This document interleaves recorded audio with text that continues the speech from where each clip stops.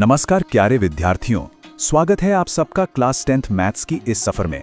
हम आज शुरू कर रहे हैं अपना पहला अध्याय वास्तविक संख्याएं। ये चैप्टर ना बहुत ही इंटरेस्टिंग और इम्पॉर्टेंट है और हाँ, बोर्ड एग्जाम के हिसाब से तो ये आपको पूरे नंबर दिला सकता है।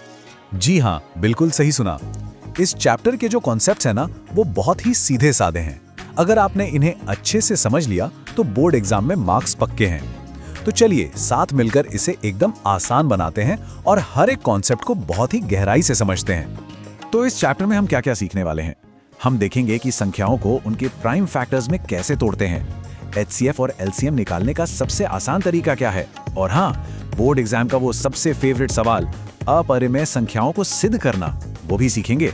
हम ये भी देखेंगे कि बिना डिवाइड किए डेसिमल एक्सपेंशन कैसे पहचानें और असल जिंदगी में ये सारी चीजें कहाँ काम आती हैं। आगे बढ़ने से पहले एक छोटी सी बात, अगर आप क्लास 8 से क्लास 12 तक एनसीईआरटी को एकदम आसान भाषा में समझना चाहते हैं तो बुक बडी एक्सप्लेन्स चैनल को जरूर देखिएगा।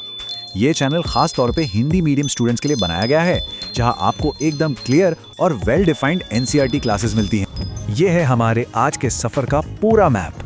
हम हर एक टॉपिक को एक एक करके बिल्कुल आराम से और डिटेल में समझेंगे, ताकि कोई भी डाउट आपके मन में ना रहे।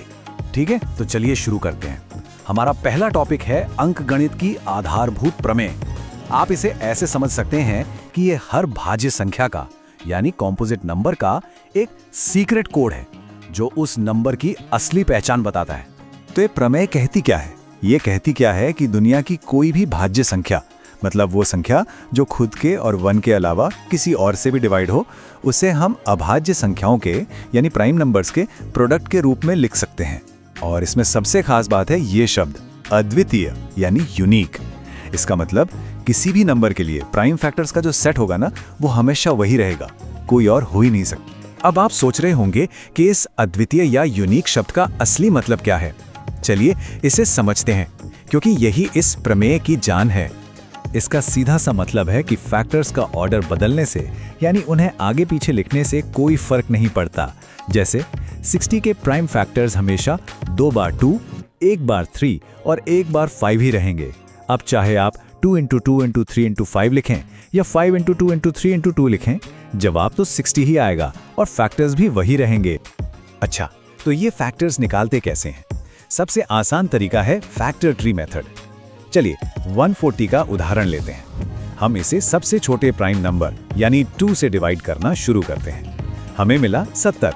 70 को फिर से 2 से डिवाइड किया, मिला 35। अब 35 तो 2 से जाएगा नहीं, तो अगले प्राइम नंबर 5 से करते हैं। हमें मिला 7, जो खुद एक प्राइम नंबर है। बस रुक जाइए। तो 140 के फैक्टर्स क्या हुए? 2, 2, 5 और 7। और हाँ, एग्जाम में लिखने का सही तरीका है इसे पावर की फॉर्म में लिखना। 2 स्क्वायर, क्योंकि 2 2 बार है, गुणा 5 गुणा 7। तो अब जब हम किसी भी नंबर का सीक्रेट कोड यानी उसके प्राइम फैक्टर्स निकालना सीख चुके हैं, तो चलिए देखते हैं इसका सबसे बड़ा फायदा क्या है। इसका इस्तेमाल होता है 2 या ज्यादा नंबरों का एचसीएफ और एलसीएम निकालने में। देखिए, एचसीएफ और एलसीएम निकालने का एक बहुत ही सीधा सा नियम है, इसे बस दिमाग में बिठा लीजिए। एचसीएफ के लिए हमें सिर्फ कॉमन प्राइम फैक्टर्स की सबसे छोटी पावर लेनी है और एलसीएम के लिए हमें सारे के सारे प्राइम फैक्टर्स की सबसे बड़ी पावर लेनी है। बस ये 2 बातें याद रखिए, आपका जवाब कभी गलत नहीं होगा। और ये रहा एक सुपर इंपॉर्टेंट फॉर्मूला जो बोर्ड एग्जाम में अक्सर आता ही आता है। कोई भी 2 नंबर ले लीजिए, उनके एचसीएफ और एलसीएम का जो प्रोडक्ट होगा वो उन दोनों नंबरों के प्रोडक्ट के बराबर होगा। एग्जाम में कई बार आपको एचसीएफ दे दिया जाता है और एलसीएम निकालने को कहते हैं, तब ये फॉर्मूला जादू की तरह काम आता है। लेकिन एक बात का खास ध्यान रखिएगा, ये जो फॉर्मूला है ये सिर्फ और सिर्फ 2 नंबरों के लिए ही काम करता है। अगर 3 नंबर आ गए तो उनके एचसीएफ और एलसीएम का प्रोडक्ट उनके अपने प्रोडक्ट के बराबर नहीं होता। ये एक बहुत कॉमन मिस्टेक है जो बच्चे करते हैं, आपको इससे बचना है। वैसे अगर आपको ये एक्सप्लेनेशन अच्छी लग रही है और सब कुछ समझ आ रहा है तो बुक बडी एक्सप्लेन्स को सब्सक्राइब करना मत भूलिएगा और इस वीडियो को शेयर भी कीजिएगा। ये चैनल क्लास 8 से क्लास 12 तक के सभी एनसीईआरटी हिंदी मीडियम स्टूडेंट्स के लिए ही बनाया गया है। चलिए अब आते हैं इस चैप्टर के सबसे जरूरी टॉपिक पर, अपरिमेय संख्याओं को सिद्ध करना। ये एक ऐसा सवाल है जो बोर्ड एग्जाम में लगभग हर साल पूछा जाता है, तो इसे बहुत ही ध्यान से समझना होगा। प्रूफ शुरू करने से पहले फटाफट से रिवाइज कर लेते हैं कि परिमेय और अपरिमेय संख्याएं होती क्या हैं। सीधी सी बात है, परिमेय संख्याएं वो हैं जिन्हें हम p/q की फॉर्म में लिख सकते हैं, और अपरिमेय संख्याएं जैसे कि √2, √3 और पाई, इन्हें हम p/q की फॉर्म में नहीं लिख सकते। तो एग्जाम में सवाल बिल्कुल सीधा सीधा आता है, सिद्ध कीजिए कि √3 एक अपरिमेय संख्या है। तो चलिए देखते हैं कि इसे स्टेप बाय स्टेप कैसे हल किया जाता है। इस तरह के सवालों को हल करने के लिए हम एक बहुत ही मजेदार टेक्निक का इस्तेमाल करते हैं, जिसे कहते हैं प्रूव बाय कॉन्ट्रडिक्शन। मतलब हमें जो साबित करना है हम उसका ठीक उल्टा मानकर चलेंगे। तो स्टेप 1, हम मान लेते हैं कि √3 एक परिमेय संख्या है। अच्छा, अगर ये परिमेय है तो हम इसे a/b की फॉर्म में लिख सकते हैं। यहाँ पर हम ये भी मान लेते हैं कि a और b सह अभाज्य हैं, मतलब को प्राइम, यानी उनमें 1 के अलावा कोई कॉमन फैक्टर नहीं है। अब स्टेप 3 देखिए, समीकरण को थोड़ा हल करने पर हमें मिलता है 3b² = a²। इसका मतलब है कि a² 3 से डिवाइड होता है, और एक प्रमेय के अनुसार अगर a² 3 से डिवाइड होता है तो a भी 3 से डिवाइड होगा। ठीक है, अब क्योंकि a 3 से डिवाइड होता है तो हम a को 3c लिख सकते हैं। इस वैल्यू को जब हम समीकरण में वापस रखते हैं, जैसा कि स्टेप 4 में दिखाया है, तो हमें मिलता है b² = 3c²। अरे, इसका तो मतलब हुआ कि b² भी 3 से डिवाइड होता है और इसलिए b भी 3 से डिवाइड होगा। और बस यहीं पर हमें हमारा विरोधाभास मिल गया। हमने क्या देखा कि a और b दोनों ही 3 से डिवाइड हो रहे हैं, लेकिन हमने शुरू में क्या माना था कि वो सह अभाज्य हैं। हमारी अपनी ही बात गलत साबित हो गई। ये गड़बड़ इसलिए हुई क्योंकि हमने शुरू में ही गलत मान लिया था। तो हमारा कंक्लूजन क्या है कि √3 एक अपरिमेय संख्या है। चलिए अब इस चैप्टर के आखिरी टॉपिक पर आते हैं, जो है परिमेय संख्याओं का दशमलव प्रसार। यहाँ हम एक ऐसी कमाल की ट्रिक सीखेंगे जिससे बिना लंबा चौड़ा डिवीजन किए हम तुरंत बता सकते हैं कि किसी फ्रैक्शन का डेसिमल एक्सपेंशन रुकेगा या नहीं रुकेगा। नियम बहुत ही आसान है।